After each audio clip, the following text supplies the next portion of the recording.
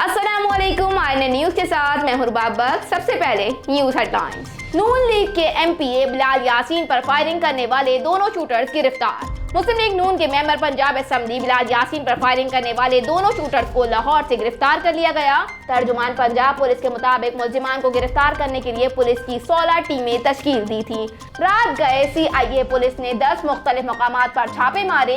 इस दौरान दोनों मुलजिमान को शादरा के इलाके से खुफिया ऑपरेशन के बाद गिरफ्तार किया गया। तर्जुमान पंजाब पुलिस का कहना है कि कल सुबह मुलजिमान को शनाख्त परेड के लिए अदालत में पेश किया जाएगा। बिलाल यासीन पर फायरिंग केस में मुतादिद लोगों को शामिल तफ्तीश किया गया था।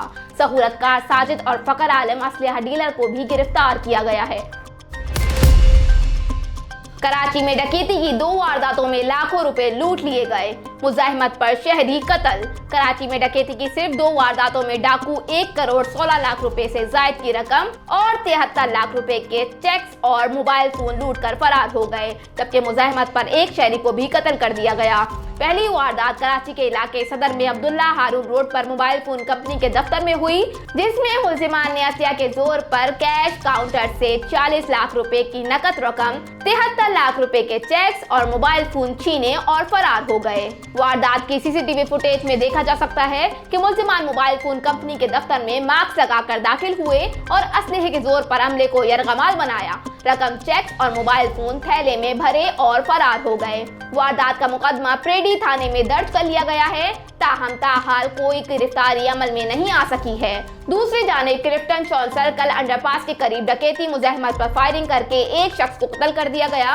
मकतूल की शनाख्त 35 साला वीर बहान समरदास के नाम से हुई है। पुलिस के मुताबिक मकतूल बैंक से रकम निकाल कर जा रहा था कि मोटरसाइकिल पर सवार 3 मुसल्लह मुलजिमान पहुंच गए और असले के जोर पर रकम छीनने की कोशिश की और मुजाहिमत पर फायरिंग कर दी, जिससे वीर बहान मौके पर शदीद जख्मी हुआ और जिन्हें अस्पताल मुंतकिल किया गया, ताहम जानबर न हो सका। पुलिस के मुताबिक मकतूल को कत्ल करके मुलजिमान 70 लाख रुपए से जायद की रकम लूट कर फरार हो गए। मकतूल के हमरा इसका भाई भी था, ताहम वो वारदात में महफूज रहा। मुल्क में सोने की कीमत में कमी का सिलसिला जारी। मुल्क में सोना सस्ता हो गया। सिंध सराफा बाजार जूलियर्स एसोसिएशन के मुताबिक सोने की फी तोला कीमत 300 रुपए कमी के बाद 1,25,700 रुपए हो गई। 10 ग्राम सोने की कदर 258 रुपए कम होकर 1,07,267 रुपए है। सिंध सराफा बाजार जूलियर्स एसोसिएशन के मुताबिक आलमी सराफा मार्केट में सोने के दाम $11 बढ़कर $1,818 फी औंस है। पीडीएम का सरबराही इजलास 25 जनवरी को तलब। तहरीक अदम एतमाद दीगर ऑप्शंस पर गौर होगा।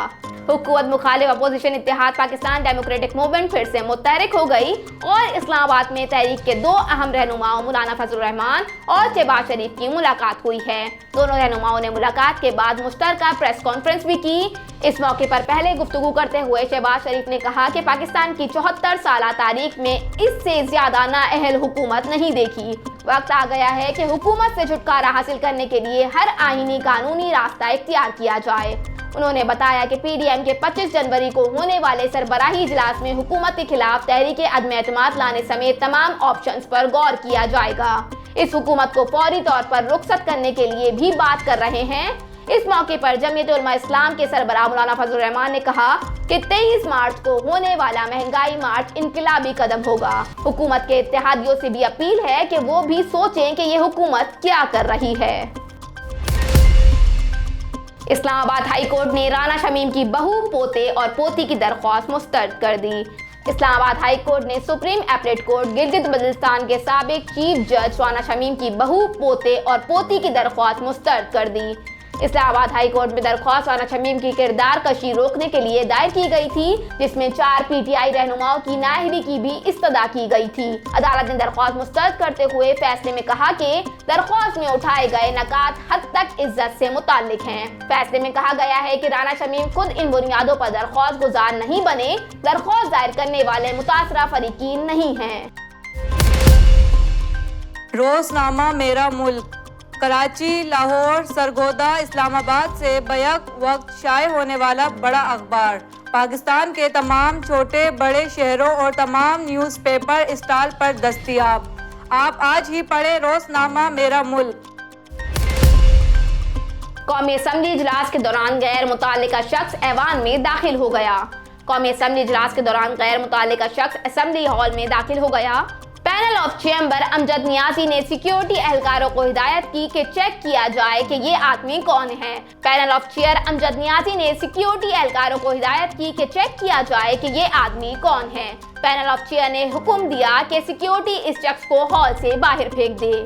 इस मौके पर पीपल्स पार्टी के रुकन आगा रफीक खाली हुकूमती बेंचेस की वीडियो बनाते रहे, जिस पर पैनल ऑफ चेयर ने आगा रफीक को वीडियो बनाने से रोक दिया।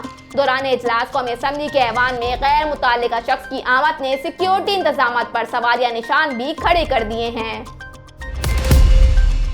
कराची में गैरत के नाम पर शौहर की घर में फायरिंग, अहलिया समेत 2 अफराद कत्ल। कराची के इलाके बिन कासिम टाउन में फायरिंग के नतीजे में खातून समेत 2 अफराद जाँ बहक हो गए। पुलिस के मुताबिक फायरिंग का वाकया बिन कासिम टाउन के एक घर में पेश आया। पुलिस ने बताया कि इब्तदाई तौर पर वाकया गैरत के नाम पर कत्ल का मालूम होता है। पुलिस का कहना है कि मकतूलीन आपस में रिश्तेदार हैं, जबकि फायरिंग मकतूला के शौहर और उसके भाई ने की है। पुलिस के मुताबिक वाकये की तहकीकात की जा रही है। सदर मुमलिकत कोरोना से सेहतयाब हो गए। सदर मुमलिकत doctor Arif Alvi corona virus से सेहतयाब हो गए। डॉक्टर आरिफ अलवी ने ट्विटर पर कोरोना से सेहतयाब होने से मुतालिक पैगाम जारी किया है, जिसमें उन्होंने शफायाबी में अल्लाह का शुक्र अदा किया।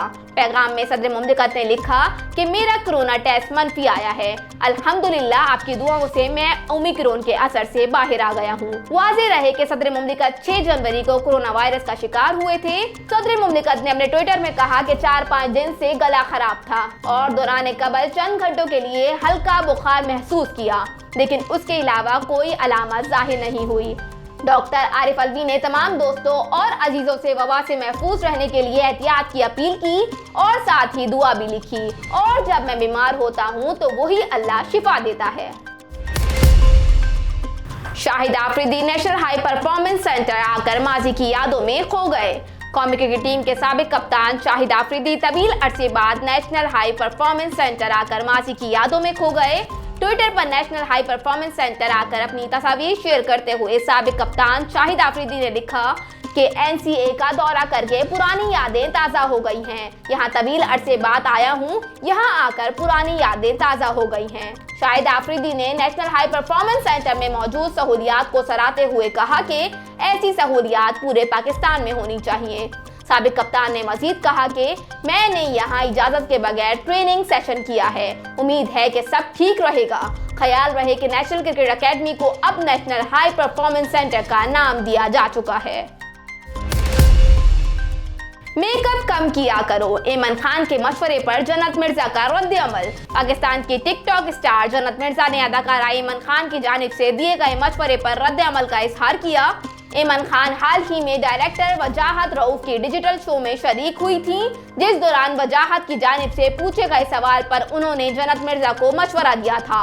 वजाहत ने ऐमन से जन्नत मिर्जा के लिए किसी नसीहत का कहा था, जिस पर ऐमन ने टिकटॉक स्टार को मेकअप कम करने का मशवरा दिया था। हेडलाइंस आपने मुलाहिजा की। न्यूज़ स्टूडियो में फिलहाल इतना ही। मजीद खबरों और अपडेट्स के लिए देखते रहिए RNN न्यूज़। हमारे साथ रहिएगा।